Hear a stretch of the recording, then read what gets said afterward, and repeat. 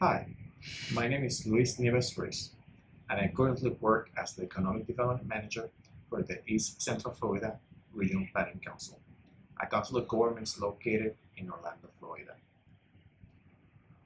At this point, I have been working as a planner slash economic development professional for the past 18 years. My interest in planning started like very late in my college career. This is my senior year.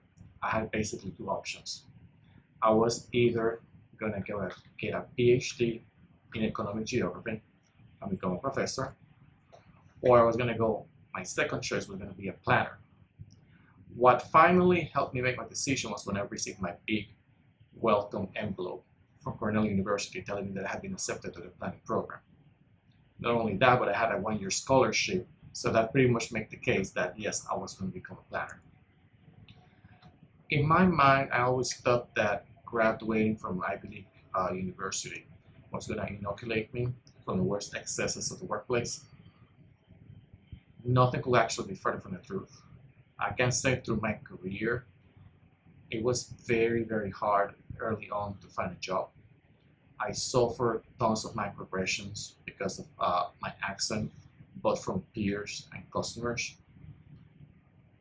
But probably the most frustrating thing was actually trying to overcome people's biases and help them understand that I could really get the job done. For a while, I was even underemployed, and it didn't matter how hard I worked and how many calls I made. I never received a call to actually tell me, hey, Luis, you can move off and do something else or complete another task. That has really sort of influenced how I work as a planner today. Definitely, I'm a big believer in representation. I often tell my younger planners that it's not so much about knocking in the door. Sometimes you have to blow really hard to be included in the table.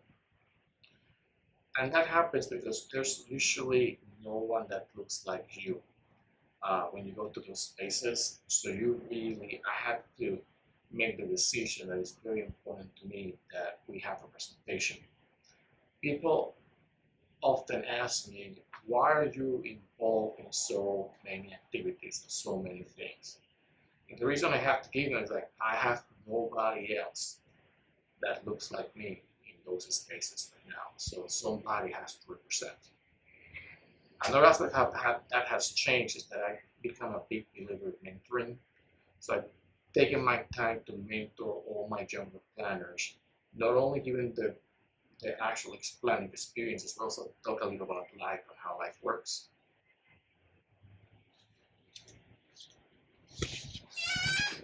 So I'm also currently an adjunct professor at UCF. I teach the Community Economic Development course for the School of Public Administration. And it's really interesting that about a third of my students right now are Hispanic or come from Latin American country. So most of them actually come from a community college background. They usually went to Valencia or Seminole State and transferred to UCF 2 years. So I think this is the most fertile ground to actually start recruiting new planners. I recently hired one of my former students as a planning intern.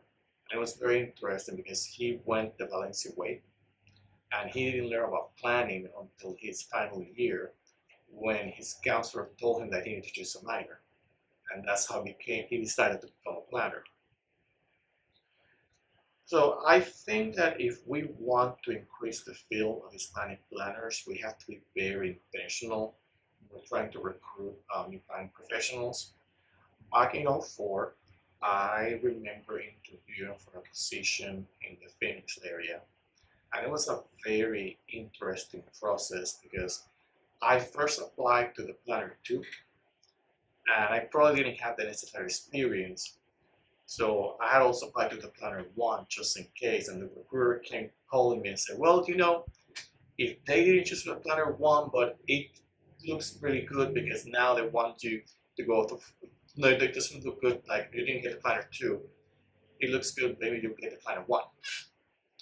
I didn't get the Planner 1 position either, which is a funny thing. But the curious thing about this incident was that right around October of that same month, as I was going to move to Florida for my second job, there was this big feature in Planning magazine, and she was there because it was an article about diversity in recruitment of planners, which I thought was kind of like a sick joke in a way, but it lent so it's very interesting reflection on my part. So what I think we need to stop having this very timid approach to recruitment.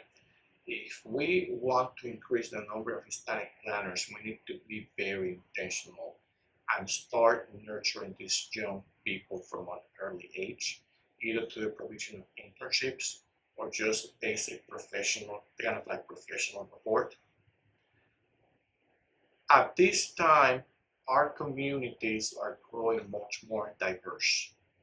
So there is going to definitely be more of a need of Hispanic planners. You need planners that understand the context, the language, and the cultural influences that are going to affect your population. So inclusion is no longer a choice, it is a must.